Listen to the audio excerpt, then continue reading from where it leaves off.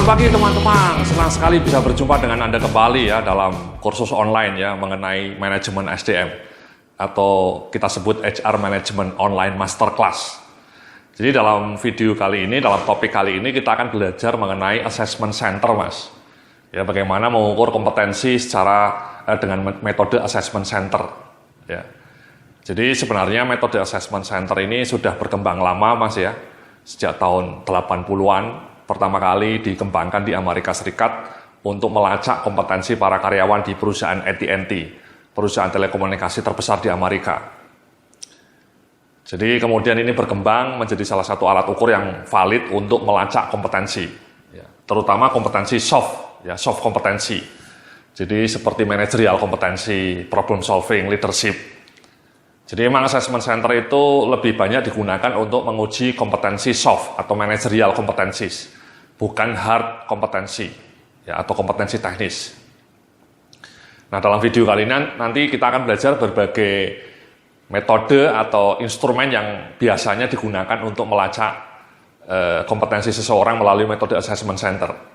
Saya juga akan ngasih contoh-contohnya dan Anda juga bisa mendownload beberapa instrumen dalam alat tes assessment center itu. Jadi mari coba kita langsung saja ya, di dalam agendanya, di dalam agenda yang tertampil di depan halaman, di depan layar Anda ini ya, saya akan mencoba memetakan mengenai apa itu pengertian assessment center terlebih dahulu. Kemudian kita akan bicara mengenai peran asesor dalam assessment center. Dan kemudian kita akan bicara lebih banyak mengenai instrumen yang digunakan dalam assessment center. Baik itu instrumen in basket, role play, case analysis and presentation, group discussion, kompetensi based interview, dan kompetensi based interview ya. Jadi nanti kita akan belajar banyak mengenai instrumen-instrumen itu. Karena itulah instrumen yang paling lazim digunakan dalam berbagai tes assessment center. Kemudian kita juga akan mencoba secara ringkas belajar mengenai bagaimana caranya mendesain instrumen assessment center dan kemudian menulis laporan assessment.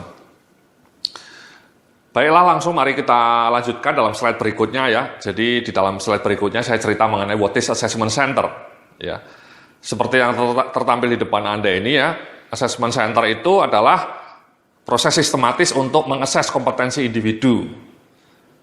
Kompetensi yang dianggap kritikal bagi keberhasilan kinerja yang unggul. Kemudian menggunakan beragam materi atau instrumen tes, dan instrumennya ini didesain dengan mengacu pada indikator-indikator perilaku kompetensi. Jadi instrumennya ini dibangun based on kompetensi yang mau dilacak.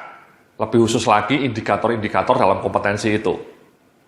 Indikator-indikator perilaku yang termuat dalam kompetensi itu. Kemudian di halaman berikutnya Anda bisa lihat ya, assessment center juga melibatkan lebih dari satu asesor. Jadi biasanya assessment center itu asesornya bisa 2 atau bahkan 3 ya, minimal 2 ya. Di mana para asesor itu melakukan observasi terhadap perilaku-perilaku yang ditampilkan oleh para asesi ya, oleh para peserta assessment center. Kemudian nanti hasil observasi dari masing-masing asesor itu diintegrasikan, didiskusikan untuk mendapatkan titik temu dan kemudian nanti diwujudkan dalam bentuk laporan assessment. Jadi seperti yang Anda lihat di halaman berikutnya ya, ini langkah-langkahnya ya, siklusnya. Jadi kandidatnya berpartisipasi dalam serangkaian tes yang mengacu pada situasi kerja real. Asesornya yang terlatih secara seksama mengobservasi, mendokumentasikan perilaku yang ditunjukkan oleh para kandidat. Setiap asesor setidaknya mengamati setiap kandidat yang terlibat dalam proses assessment. Ya. Jadi memang ini penting nih Mas ya, satu asesor sebaiknya mengamati satu kandidat dalam satu instrumen tertentu. Misalnya dalam group discussion, pesertanya ada 5. Tentu tidak mungkin satu asesor mengamati 5-5-nya. Ya.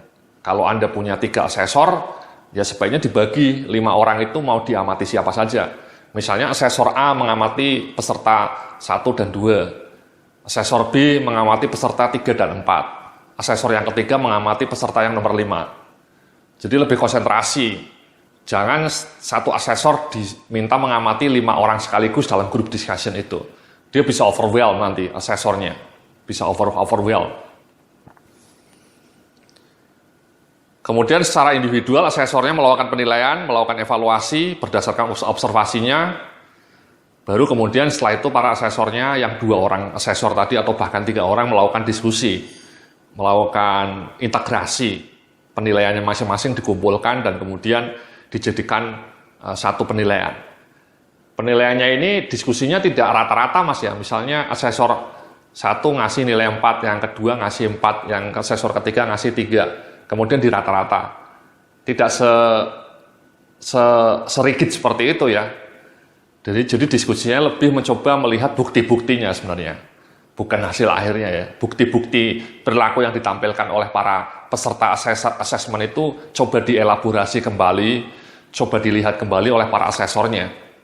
Ya, baru kemudian kita ngambil kesimpulan nilai akhirnya berapa. Jadi bukan hanya nilai-nilainya ditambah-tambah bagi 3 misalnya, atau di rata-rata seperti itu, tidak. Tapi kita mencoba melihat bukti-bukti perilakunya. Nah, setelah sepakat dengan bukti-bukti perilakunya, sepakat dengan nilai akhirnya, sepakat dengan rekomendasinya, kemudian nanti dilaporkan dalam satu laporan yang resmi, ya, disebut laporan asesmen. Jadi seperti itu Mas ya, proses assessment center itu ya. Langkah-langkahnya seperti yang Anda lihat di halaman tadi ya. Nah, di halaman berikutnya kita bicara mengenai validitas assessment center Mas. Ya, jadi memang sangat tinggi Mas ya, validitas assessment center dalam memprediksi potensi kinerja masa depan kandidat itu tergolong tinggi. Sebuah survei yang berlangsung selama 16 tahun Mas ya, jadi dilakukan oleh AT&T ini menunjukkan akurasi sampai 90% Mas. Jadi saat itu AT&T dengan kelompok penelitinya melakukan assessment center, kemudian hasil assessmentnya itu disimpan Mas, selama 16 tahun. Setelah 16 tahunnya dilacak kembali, para peserta itu sudah menjadi manajer, sudah menjadi VP, atau sudah menjadi GM yang hebat atau tidak. Ternyata korelasinya kuat Mas. Peserta-peserta yang mendapatkan skor A atau skor nilai bagus dalam proses assessment center, 16 tahun kemudian selalu akan menjadi seorang manajer yang hebat atau seorang GM yang tangguh. Ya, betapa powerfulnya itu ya. Jadi 16 tahun dilacak, ternyata hasilnya sangat berkaitan ya. Orang-orang yang waktu assessment 16 tahun yang lalu nilainya bagus, 16 tahun kemudian pasti akan menjadi seorang leader yang hebat, menjadi seorang manajer yang tangguh, yang top markotop, ya, yang cetar membahana. Sebaliknya, orang-orang yang 16 tahun lalu skor asesmennya rendah, misalnya nilainya C atau bahkan D, atau tidak recommended, 16 tahun kemudian ketika dilacak karirnya, betul Mas, orang itu menjadi hanya karyawan biasa-biasa saja. Ya, kalaupun menjadi naik pangkat mungkin hanya jadi supervisor atau assistant manager, atau bahkan kalaupun jadi manager ya kinerjanya tidak cemerlang, kinerjanya mendekati abal-abal.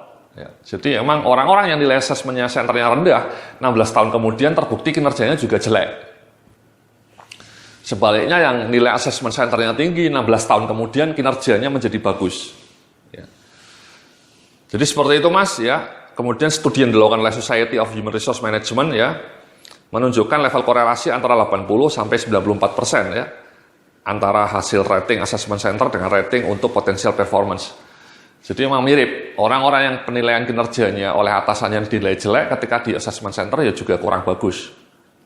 Terutama untuk posisi-posisi manajerial Mas ya. Sekali lagi memang karena assessment center ini didesain untuk melacak kompetensi-kompetensi manajerial dan pekerjaan-pekerjaan yang membutuhkan planning, membutuhkan problem solving, membutuhkan strategic thinking skills. Ya, bukan pekerjaan clerical, bukan pekerjaan administrasi biasa ya, tapi pekerjaan-pekerjaan seorang manajer lah.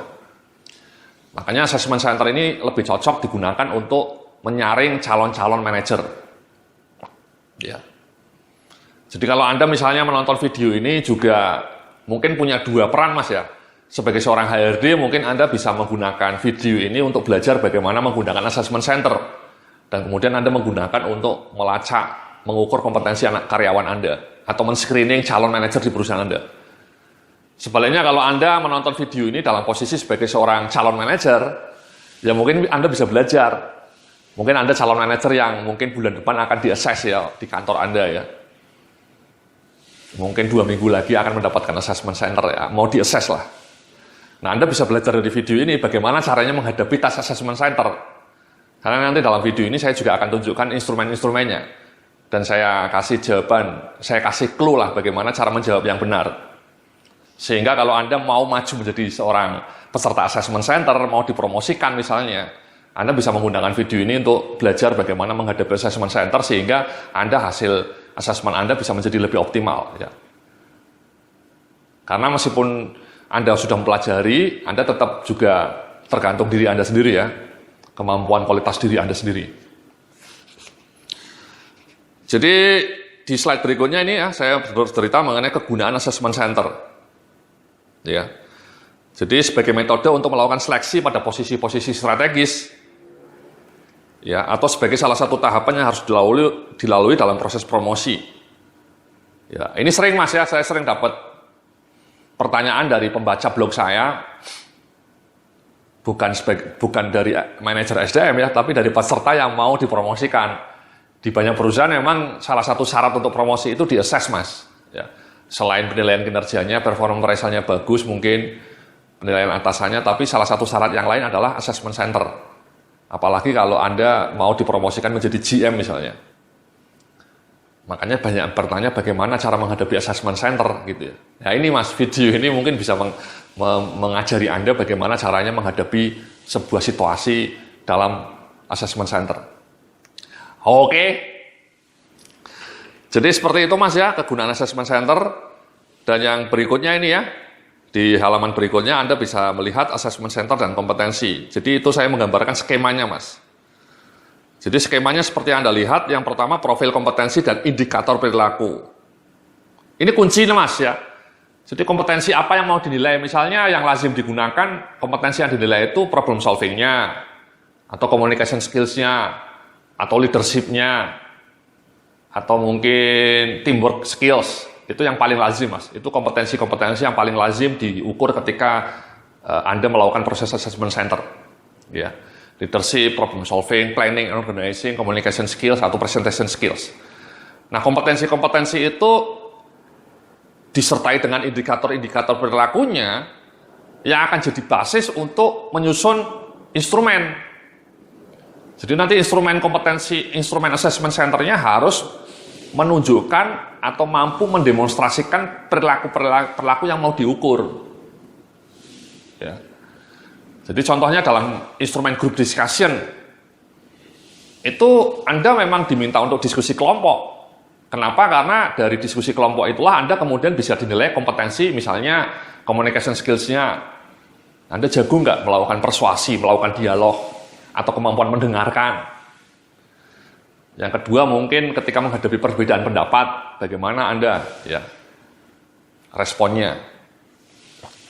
Jadi itu Mas ya. Jadi memang kompetensinya dulu ditentukan apa yang mau diukur, apa yang mau dinilai, baru kemudian disusun instrumennya. Sehingga instrumennya itu harus inline dengan kompetensi yang mau diukur. Termasuk sistem scoringnya Mas. Jadi nanti saya akan tunjukkan contoh-contohnya kepada Anda.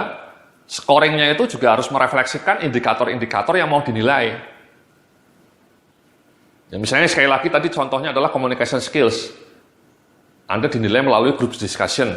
Nanti sistem scoringnya harus di breakdown sedemikian rupa sehingga dalam scoring itu akan muncul perilaku, misalnya cara Anda meyakinkan lawan bicara, bagaimana cara Anda mempertahankan pendapat, bagaimana cara Anda mendengarkan, ya mendengarkan listening, bagaimana Anda menghadapi konflik kalau dalam group discussion itu ada konflik. Jadi nanti scoringnya juga harus memuat kalimat-kalimat itu Mas. Ya, sejauh mana Anda jago listening skills-nya, sejauh mana Anda jago membujuk orang lain, sejauh mana Anda jago menghadapi perbedaan pendapat. Ya, jadi itu Mas ya skemanya. Nah setelah dibikin instrumen tes, dibikin sistem scoringnya, kemudian Anda di-assess dan kemudian dilaporkan assessment-nya. Dan kemudian dikasih umpan balik. Sebaiknya hasil laporan assessment itu kemudian dikomunikasikan Mas ya kepada Anda, kepada para pesertanya. Dan expire-nya berapa tahun itu memang tidak ada kepastian ya, tapi di banyak perusahaan memakai assessment center itu expire-nya 2 tahun Mas, 2 sampai 3 tahun. Jadi setelah 3 tahun maksimal itu dianggap sudah kadaluarsa, sehingga dia perlu diakses lagi. Tidak setahun sekali ya, mungkin antara 2 sampai 3 tahun. 3 tahun menurut saya yang paling pas ya, 3 tahun. Jadi dalam 3 tahun itu biasanya orang juga bisa mengalami perubahan ya dalam konteks kompetensi manajerialnya. Jadi expired date-nya laporan kompetensi itu 3 tahun. Laporan kompetensi hasil assessment center. Jadi seperti itu Mas ya pengertian dasar mengenai assessment center. Nanti dalam video-video berikutnya kita akan belajar mengenai tema yang lain, yakni mengenai peran asesor, dan kemudian setelah itu kita bicara mengenai instrumen-instrumen assessment center. Terima kasih, sampai jumpa dalam video berikutnya.